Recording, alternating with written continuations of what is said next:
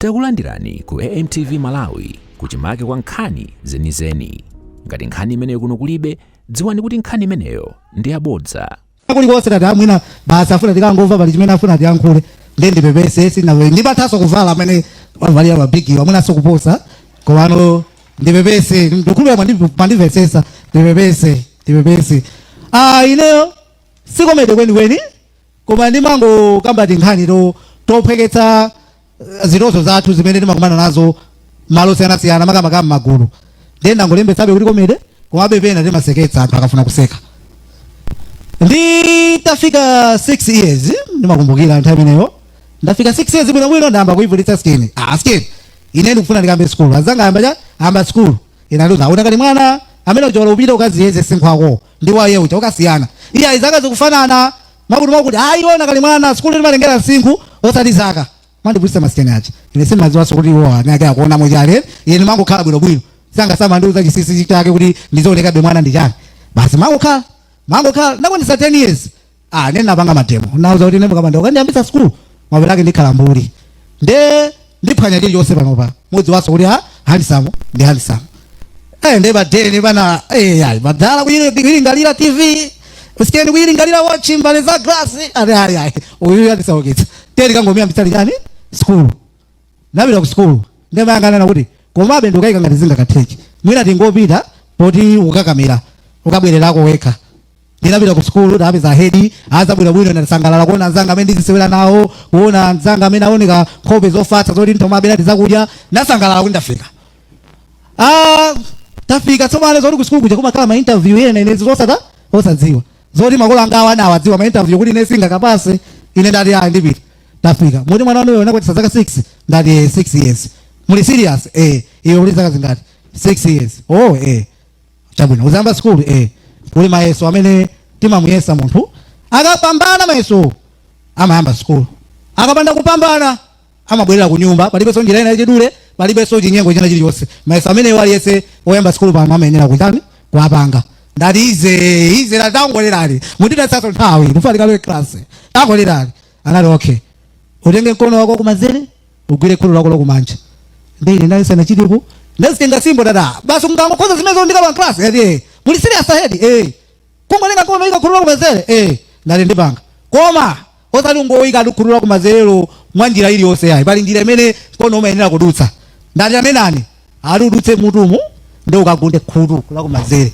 ine sinapange muona ngati za simple ndati mundiona muzindionesesa ndikupanga panga nawe yambolendo ndi chikhulupiriro nawe yamba ngazajabapa ndina zajamiratu sina tekeso dada hedi zokhaga line ndukanika dada yetu timanena kuti amene sanafike zaka 6 timazivira pamene moti inu yonse munafike zaka 6 simuyamba school iyo ndi inaso njira mwa amene akafula mbiri amachedwa kuyamba school tafika ku chalichi ndakamba chalichi za school ndatana nazo ndazitaya ndalendesi mapemphera ndivaye ku chalichi ndikakumane ndabusa ndapita ku chalichi anatilandira amene zimakhalira alendo onse mwasangala basi ku chalichi kuja alira na kutsogolo alendo bwerani kutsogolo amene muzamba mpingo ine ndapita kutsogolo ndi gulu langa lonse italandira alendo idasangalalire kwasangalira taumbire manja kwaumbira manja ine kumazikhulupiriraso kuti inenso ndi mulendo wokwanira popo osazoli ndipelewera pena pemphero la abusa amene anapempherera nandikhodzaso kwa nandipotsa chisoni bwanji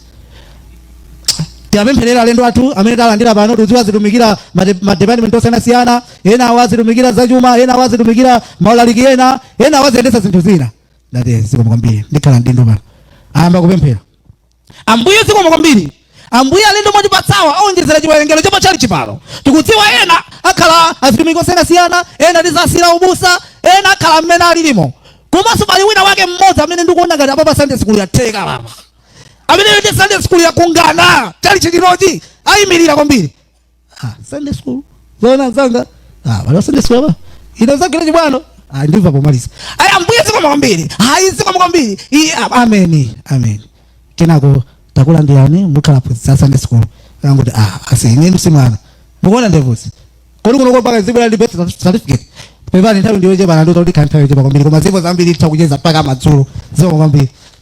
Zikomo kwambiri Mr. Handsome tapase manja mopambana.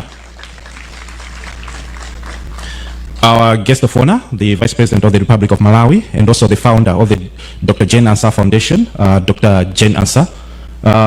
With your permission, allow me to proceed with the program this afternoon. And at this juncture, may I humbly invite Mr. Francis, I beg your pardon, Mr. Eastern Chagoma, representing persons with dwarfism, to come in front to make his remarks. Alendo atu olemegezeka nthawi ino mundilole kuti ndaitane abambo Eastern Chagoma amene akuyimirira anthu afupi afupi kuti azatiyankhule. Zikomo kwambiri. Mundilole kuti ndaitane Dr. Tamandani Hiwa aku Blantyre International amene atiyankhulepo zokhudzana ndi chisamalidwe cha anthu amene amagwira ntchito limodzi ndi bungwe limene la Dr. Jane Ansah Foundation, makamaka anthu amene anabadwa afupi. Our guest of honor, allow me to invite Dr. Tamandani Hiwa from Blantyre International to make her remarks. Thank you.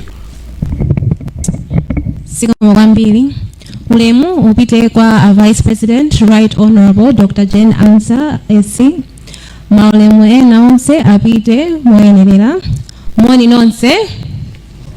Zikomo. Ndathokoza kwambiri chifukwa chondilola kuti ndime pamalo pano kuti tingocheza kukumbusana pang'ono kumbali za nkhani yoti imatikhudza kwa tsiku ndi tsiku, nkhani ya zaukhondo.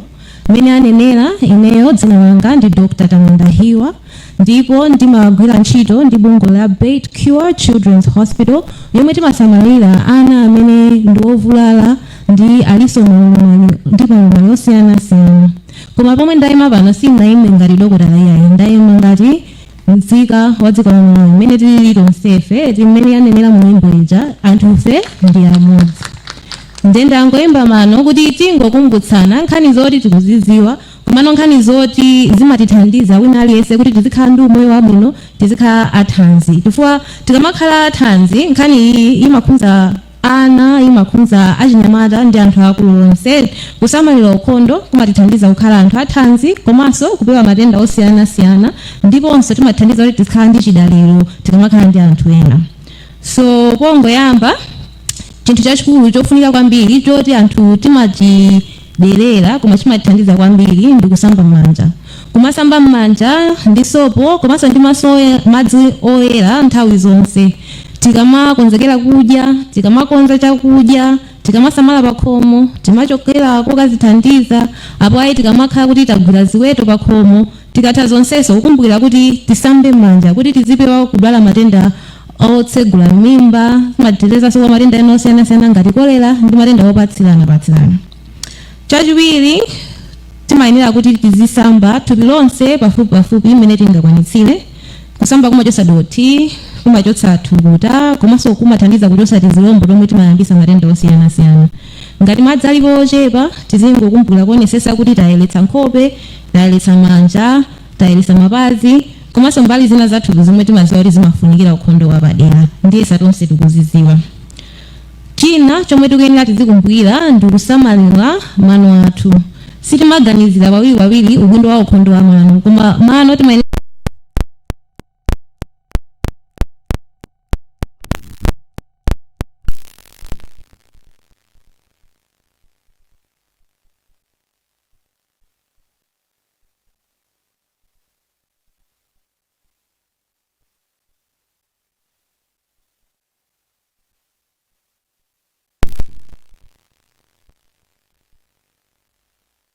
China tikuyenera kuti tizisamala pakhomo komanso kuonesesa kuti zovala zomwe timavala zizikhala zochapa zoyera, kumangopitiriza kuti tetezera kuti tisamakhale pa chiopsezo kuti titha kudwala matenda osiyanasiyana. Abale ndi alongo, ukhondo si ntchito ya munthu mmodzi yayi, ndi udindo wa tonsefe. Tikamathandizana komanso kumalimbikitsana nkhani ya ukhondo, timapanga dera lathu kuti lizikhala la thanzi komanso lizikhala losangalatsa kukhalamo. Ngakhale kuti nthawi zina timakumana ndi mavuto osiyanasiyana, tiyeni tisalole kuti zimene zizilepheretsa kumazisamalira thanzi lathu. Zinthu zing'ono ngati kusamba m'manja, kusamba thupi, kusamalira mano, komanso kumasunga malo athu omwe timakhala mwa ukhondo amatithandiza kuti tiziziteteza miyoyo yathu ndi manja athu. Pomaliza tiyeni tikumbusane kuti nonse tipitirize kukhala akazembe au moyo m'manyumba mwathu ndi m'madera athu. Tikhale aukhondo, tikakhala aukhondo tizikhala athanzi, tizikhala amphamvu kumaonekesa kuti tikukwanisa kugwira ntchito zathu za tsiku ndi tsiku. Zikomo kwambiri chifukwa chotenga nthawi kundimvetsera. Mulungu akudaliseni nonse ndipo akupaseni thanzi labwino. Zikomo. Ndikupereka ulemu kwa Dr. Bishop Ansah, and ndikupereka ulemu kwa Vice President, who is now my beloved mother, my precious mother, who have saved me my life from 3 months ago, when I was ndinataya ndithu kuti basi sindikumalira. Ineyo ndinakwinikaduli amene ndinaphuza skulu bwino ndinapanga za ndinokudala kuzomba Central Hospital, ndinapanga College of Health Sciences, of which ndinatenga diploma. From there, despite that, koma ndinadikudula some challenges are skin cancer, because if you have been seeing card chibe melanin mtoto wokuda akutubiratu chifukwa cha dzuwa kandi zinthu zina timakhala ndi chances of cancer, of which that cancer affected me. That was squamous cell carcinoma, of which I've been having all over my body. I've been having 45 operations inside the country and outside the country, with the hope of other people which have been seeing me working in the hospital and working hard as a surgical department. And after, when I went to the hospital, which was to Netherlands some time back, and when I Janet Mangana operation, even Antandisa kuti the Karenga Tindadenga can tell Kushuluka, Kamenakan and Tandisira so couldn't design into Bangus school. Nabres school, Nagapanga MBBS school, College of Medicine. Imen and Bangisa couldn't current Bangus surgical as the graduate surgical department got a surgeon as such, also which Panopan Nakad, that Panganta, that MBBS, of which I was a crowd medical officer, of which Panopan Matopan operation, one audience despite couldn't do some doesn't say kwa samanso pano panja napeza 2008 operations on cell kwa 2014 napeza kana ndi cancer ya magazi imene ndimapeza kuti ndi matubiro nsema kadi kumataya magazi pena pali ponse mapose anga makala kutaya magazi pena pali ponse, of which pano mwenda mapano ndi magazi almost 3.7 grams deciliter, of which every 2 weeks every 2 weeks or 1 week nimakali kwanda magazi amanga transfuse magazi kabena platelets, of which ndinata chikubiriyo, of which ndakhala kwanda operation amene homa channel whatever, of which muzosezo ntata ntima ndinapeza zoti kumbeto kuno kumepeza kuti mufuna kuti ndizita ndandana nkwala kuti maponi malu mwanga munamba kutupa kumene kutupa kumene kunapangisa kuti nosonso ndifuna so chithandizo choti no ndi thandizike kuti no zizifewa zisiye kuti mchenga ndandeke mutheta pamene kufunika sondrama sochuluka, of which nice awesa ndizo, of which chipatala cha Zomba Central Hospital has been there for me all this time. Ama nitenga kuchoka chipatala kutoka kunyumba bila kuchipatala kwa kila nchito kuti sama kind depression, because ndi makhala ndiye kandi muntu wa nchito wanga ndi parents and makhala ndeka, and school yanga it was a challenge. I've been a challenge kama sina chisile mpuyo mwa sina ndimbe sina gawlesi sina pansi sina tengera ku sina tangi china chiliso uli kati kuti kandizanga ne kuti kandi ndani ninatenga ngati ndine muntu ngati wina ali ense chifukwa kukandi kunkula business siku ndithandize ndine opunduka ayi ndikuti kuti disability is not inability. I can do it. That means that's why now I can operate even you people who have black skins, I can operate any operation on you. Even in la palatum, any extra palatum, I can do it. I do it. And every people, I know so many people know me at Zomba Central Hospital. Just to mention a few. 3 months ago, I lost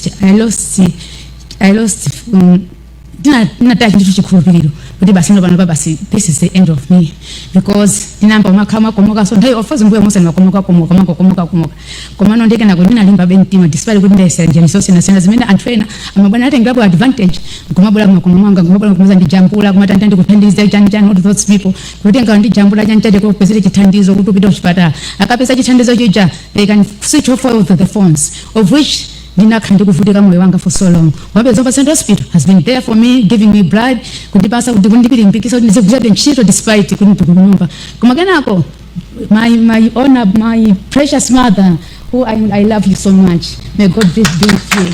I praise to the Lord to be with you. You have been there for me when I reached your PA, Alex Machila, and after I talked to him, Sana Chitenga Nijaba Fupi, Alex Machila took the issue to my mom, Dr. Jane Ansah, the Vice President of the Republic of Malawi. And she after heard that, she has been kundimpikisa mapemphero ndi mapemphero na usiku ndi tsiku mama wani madzulo even in the afternoon amatha kusiya kaona koyanga kundiyimbira kundilimbikisa ndi mathathatana zake miyendo kutupa nduze kwati andiyimbire nyimbo andipangire chani amatha kwakana kuti sindikutha kuyankha phone thazina she can even cry for me. Who am I to for her to cry for me?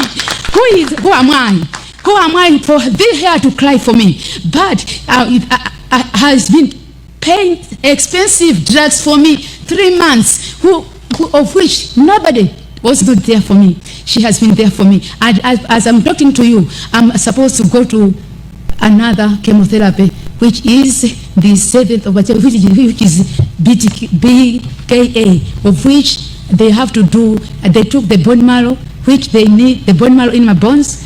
So they have to buy the medication in Netherlands so that I can have the medication, and that the end of so that they think that we know, because my mother said that this is the end of this of it when we do this because timakhulupirira mulungu ndikamapemphera timakhulupirira mulungu ichifukwa chake panopa ndikunena kuti despite kuti ndikusaza kuti ndalama zambiri mulungu atani kodi achita chifukwa chake foundation imene iyi ndikusaza kuti this foundation can do it because my mother loves God so much, and God will prevail in this, and I know God will do this. I didn't know that I can stand in the presence of my vice president, this Dr. Jane Ansah, the vice president of this Republic of Malawi, and everything happens with a reason. And I know at first I was working at National Bank. I left. After that, I worked with the MRA. I left because somebody said that they want to see if people like us we can work in medicine, of which I went. And after there, it's where I recognize that I'm suffering from cancer. That means everything happens with a reason. Every time is precious for us. All in all, because of time, I can say, thank you, my dear loving mother. I always honor you. I always appreciate you. I always appreciate you, Daddy, because now I've got my parents now. These are my parents now. I did not love. These now, they give me love every day. Every day in the morning, every day in the evening, they're always there for me. They've never been tired for me. A strong testimony there by Queen. Yes. Let's give her a big round of applause. Thank you so much, Queen. Zonadi, umboni mene watu patsila Queen iwo ndi ntchito imodzi imene bungwe limene la Dr. Jane Ansah Foundation likuwachitira anthu osiyana-siyana amenenso ali ndi malumali osiyana-siyana. Abambo Eastern Chagoma afika pamalo pato choncho ndapemphe kuti mwachangu azayankhule amenewa akupanga represent anthu amene anabadwa afupi. Your Honor, with your permission, may I invite Mr. Eastern Chagoma to make his remarks. Thank you.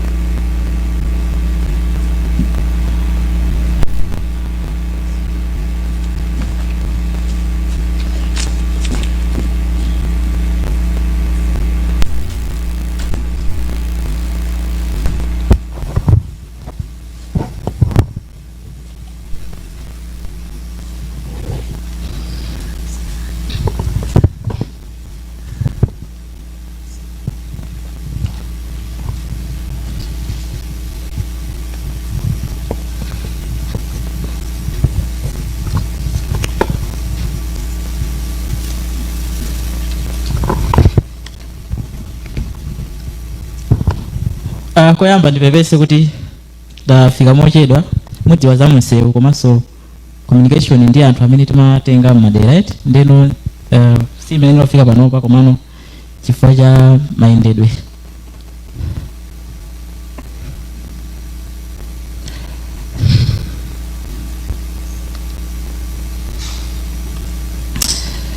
The guest of honor, the Vice President of the Republic of Malawi, Dr. Jane Ansah, also the founder of the Jane Ansah Foundation. The guest of honor, all officials from the government, ladies and gentlemen. My name is Estin Chagoma. So as the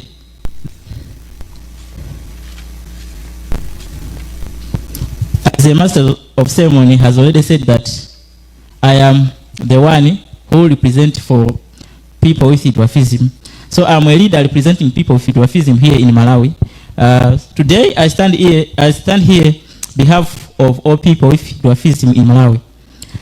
Today is a special day and successful day because we are gathered together and sharing a meal with the Vice President of the Republic of Malawi, Dr. Jane Ansah. As you know, people with dwarfism are often discriminated against and laughed at because of our stature. We also face discrimination in many areas of life. For example, when people from savings and loans group, some believe that we cannot learn businesses or repay loans because of these wrong beliefs. Many opportunities are denied to us. However, the time has come for us to visible confidence and actively participate in all activities in our communities and our country. I would like to share my part of my story. When I started Standard 1, many children laughed at me because of my height. On my first day at school, this hurt me very much. But instead of giving up, I decided to work hard and continue with my education. My determination paid off when I passed my Standard 8 examination and was selected to attend a boarding secondary school. After completing Form 4, I scored 14 points. I was very happy and proud of my achievement. After that, I was selected to study social science at College of the University of Malawi. I continued to work hard until I successfully graduated with a degree. My story shows that people with dwarfism are capable of achieving great things when they are given opportunities. We should not be looked down upon. Instead, society should include us, support us, and treat us with love, respect, so that we can contribute to different activities that like everyone else. I would like to sincerely thank Anne Fletcher for helping me with my education and support me in many areas of my life. I also thank everyone who has played a role in helping me reach where I am today. May God bless each and every person who have supported me. I would also like to thank the Jane Ansah Foundation for helping bring people with dwarfism into the public eye so that society can know and understand us better. Many people in this country believe that there are very few people with dwarfism. However, in a small research study that I conducted in only a few districts, I identified that more than 100 people with dwarfism. This shows that if a large national study is conducted, many more people with dwarfism may be identified. Finally, I want to encourage my fellow people with dwarfism from today onwards. Let us not hide ourselves. Let us be visible and participate fully in society. To parents who have children with dwarfism, please encourage them to go to school. Education is important because an educated person can support themselves, help their families, and contribute to the development of the communities. For example, a child with dwarfism can become a nurse, business owner, lawyer, or a community leader if given the chance to learn and grow. People with dwarfism have intelligence, talents, and business skills, just like everyone else. What we need is equal opportunity, respect, and inclusion. Thank you very much, and may God bless you. Thank you so much, Mr. Chagoma. Another strong testimony by a person with dwarfism. May we give him a big round of applause, ladies and gentlemen. our guest of honor, the Vice President of the Republic of Malawi and also founder of the Dr. Jane Ansah Foundation.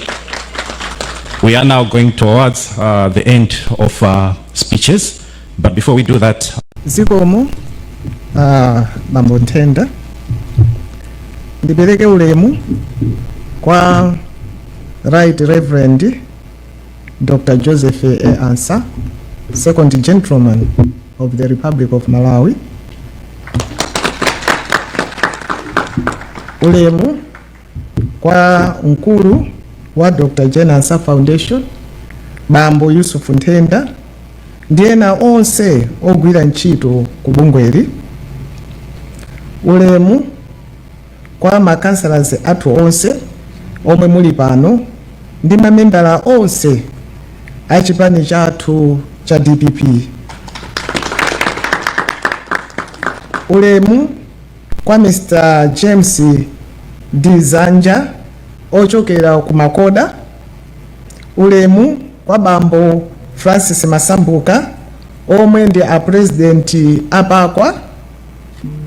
Ulemu kwa Apostle Matope ndi a senior pastor Matope ndi azibusa onse amene tili nawo pompano.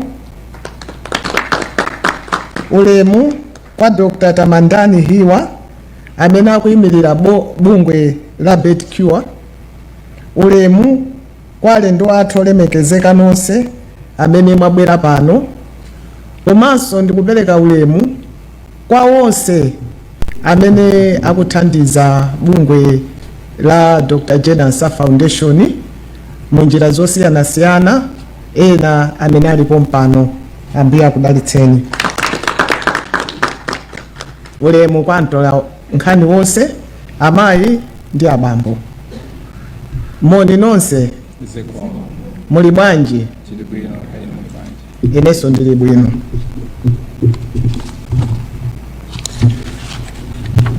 Choyamba ndati ndikulandireni nonse amene mwabwera kuno kudzakhala nafe pa chakudya ichi chimene bungwe la Dr. Jane Ansah Foundation akonzera anthu achikafula.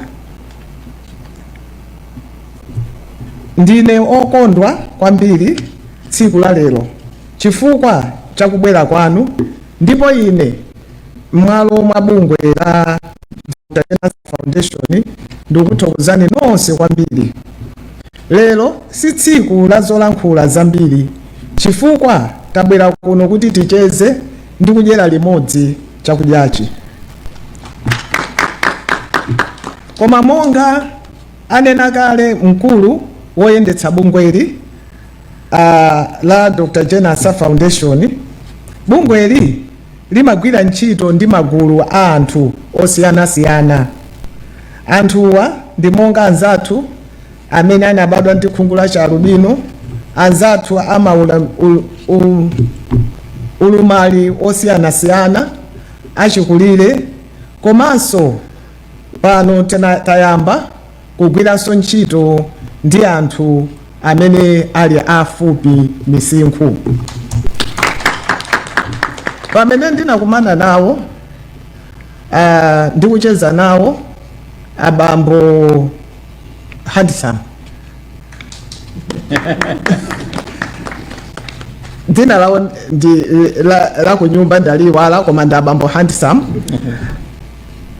Ndiye anandiuza kuti ife anthu afupi tinayamba bungwe koma silinapite patali. Izinso ndi zimene anandiuza abambo Eastern Chaguma ajaya nkhulati kuti anayamba association, bungwe la association of people with dwarfism, koma silinapite patali. Ndiye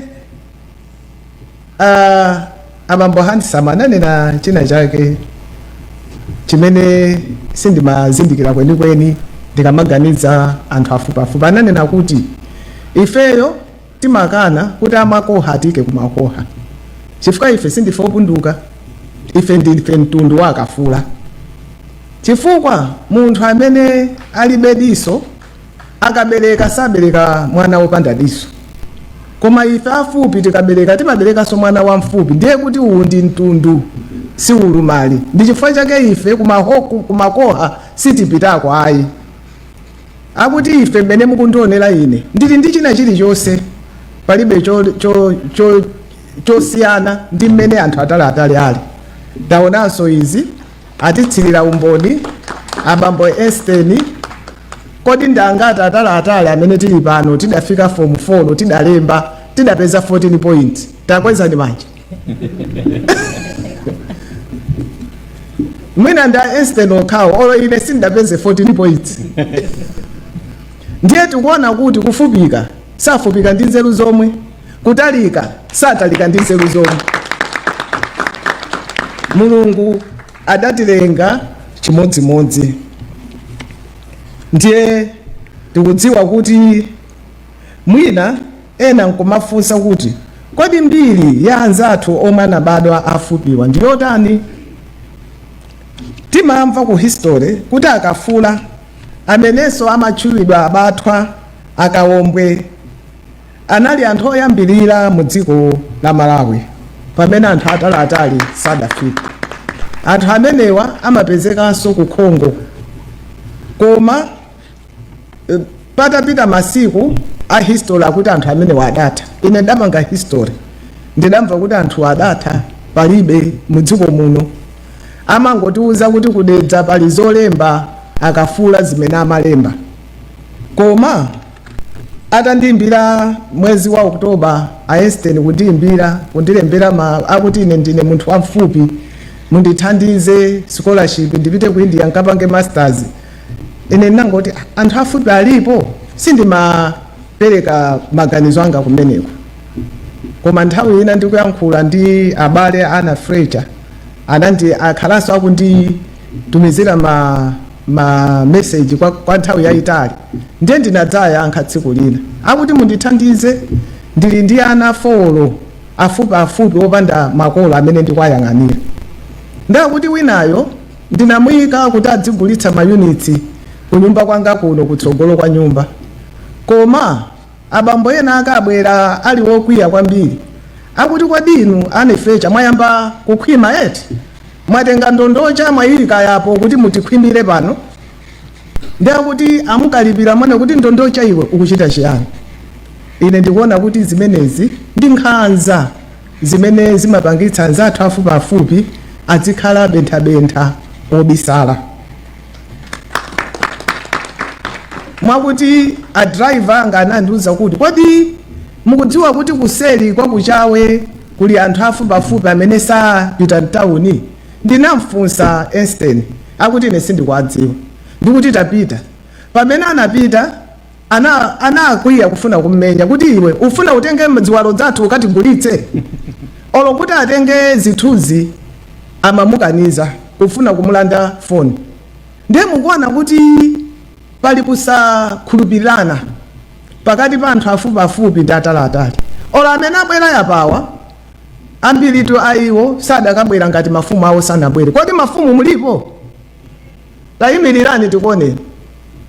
Mwaona mafumu awo amene wawa kupanda mafumu awo sadakabwera. Choyamba mafumuwo amateteza. Kachiwiri anthuwa alibe chikhulupiriro ndi ife, akukhala ngati kuti sali Malawi muno. Ndiye pamene nachezana Esteni anandiuza kuti anthuwa ndi ambiri. Pamene tapanga kafukufuku bambo Ansah anapereka mayina anthu 71 apa chigawo chapakati ndi kuchitipa kukalonga. Kuchitipa kuli mudzi wina wa anthu 16 onse afupi amene ali 16 ali menemo, koma yena anaenda anapita ku Zambia, yena ali kuti onse anafuna kuti abwere, koma chifukwa chakutalika tinangonena kuti abwere atatu kuchokera ku North kuti achite represent aku North mulipo mwafika.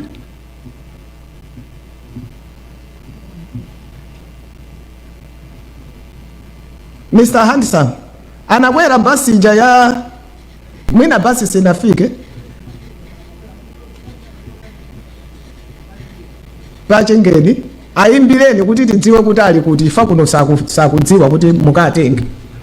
Paliso mbale wacha akafula ani wake takuti ndi akafula eti nanga ife tidzipitiliza kuti madwafu taitane mmene iwo akufunira kuti atchulidwe akafula. Ndiye tikuona apa kunena kuti pali magulu amenewo. Nchifukwa chake lero ndinanena kuti kutsutsa galu nkukumba. Kodi anthu achakafulawa atha kubwera kuti tidye nawo. Ndiye ndi pamene mukuona kuti lero kwakukulu ndimanena kuti ndione ngati zimene amandiuza Einstein ndi Mr. Handsome kuti ndizoona kuti alipo ena ndi ambiri. Nanga kodi tikati 150 200 ndiyo chepa imene ndi anthu. Ndiye ndikukhulupirira kuti ena adakabisalabe, ena akadakhala ndi mantha, koma amene afika lerowa ndi mafumu awo akalimbikitsa amene akhala mbuyomu kuti musachite mantha. Inunso ndinu Amalawi, tulukani, yambani kupita ndi kusukulu, yambani kutakataka. Chifukwa mujamwamvera bungwe la Dr. Jane Ansah Foundation limakhulupirira kuti tisapereke somba koma tipereke mbedza. Ndi chifukwa chake kwina kulikonse kumene tikumapita tikumanena kuti adzipanga ma cooperatives. Mu cooperative imo mukhala anthu atali chifukwa iwo anthu afupi akamayenda kuti mwina kupita ku business pachigulu atha kwakankha sawaonayi. Koma pakakhala akuyenda ndi nzawo wantali iye uja amapereka njira yoti adziwe kuti apanso pali nzathu. Ndiye kuti tikakhala ndi ma cooperative muli anthu afupi, anthu atali, achalubino, olumala, ndipo otani achikulire, ndiye kuti aliyense ndi kuthekera kwake apanga china chake chonena kuti apindula nacho. Ndiye ndikukhulupirira kuti foundation adza kuyenderani nthawi ina kuti tione kuti tingapange bwanji. Pali sukulu ina ya technical kuzomba padakali pano ndinadumikazako anthu 69 a constituency yanga kunchewu amene akuchita graduate mwezi ukubwerawo, aphunzira za kusoka, za plumbing, building ndi recording. Ndiye inu azathu achikafula ndiyena amene mukufuna kuti mukaphunzire kusoka, kaya mukaphunzire plumbing, kaya ndi electricals, mulembetsa mayina anu. Komanso sinu nokha pali driving school. Driving school ya Mr. Augustine Sabwera, iwo anena kuti ngati pali anthu achalubino chifukwa cha nsingu ndikukhulupirira magalimoto awo sikuti mwina mutha kufikira magiyala akafula, koma achalubino ngati mulipo amene mufuna kuti muphunzire driving, iwowa akuti apereka driving lessons free. Ndiye mupereke mayina anu. Komanso ndimafunanso ndipemphe kwa inu amene muli pano ndikuthekera, komanso mwina amene angamve kuti tinaona m'bale Queen nayenso adachitatu form 4 adakhonza ndi 16 points. Ndangati tidakhonza ndi 16 points. Komanso amapanga ma operation ndi clinical officer, koma ali pafupi pa dokotala weniweni. Tamvetsana eti? Koma pakungosowera ndalama yonena kuti ikwanire kuti akhale ndike moyo yomalizira. Ndalama imene yapezeka ndi $35,000 pakusowekera 9,000. Mujamwamvera kunena kuti anthu ena amakamutenga zithunzi kuti akatenga ndalama sadabwerenso. Tiyeni ngati mulipo tiyeni tithandize. Ali ndi akaunti koma padakali pano mwaona abambo nthenda amene akumvera kwina, mwaona abambo nthenda kunena kuti kodi titha kwathandiza motani. I will end in English that I am very thankful that the Akafulas have come out of the hiding. You know, the people living with albinism were in hiding many years ago, but now they are not more in hiding anymore. I believe the Akafulas will be a common sight in our communities. in our cities, because they will walk without fear of being insulted, without fear of being belittled. They will know that they are human beings, they are accepted, and they can do anything as they are able to do.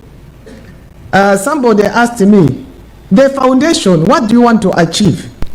What the foundation wants to achieve, it is independence, visibility to those that are not visible. Give a voice to those that have got no voices, and give them financial independence, social independence, and general well-being. I asked Einstein that who is the oldest Akafula? And I think he said 58. His father is over there, his uncle. How old are you, Einstein's father?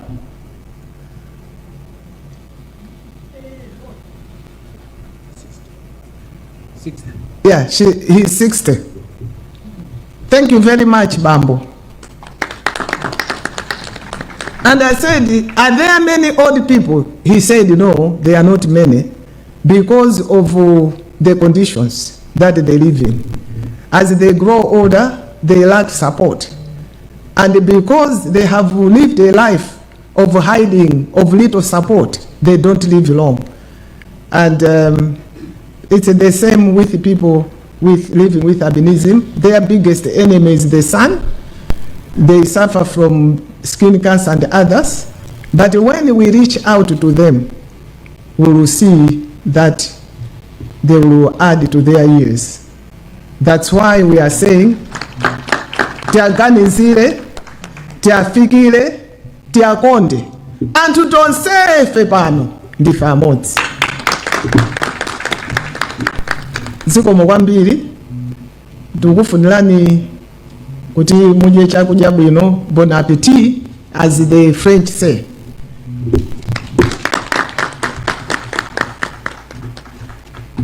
Thank you so much, our guest of honor, the Vice President of the Republic of Malawi, and also the founder of the Dr. Jane Ansah Foundation. Usaiwala kupanga subscribe ku channel ya AMTV Malawi.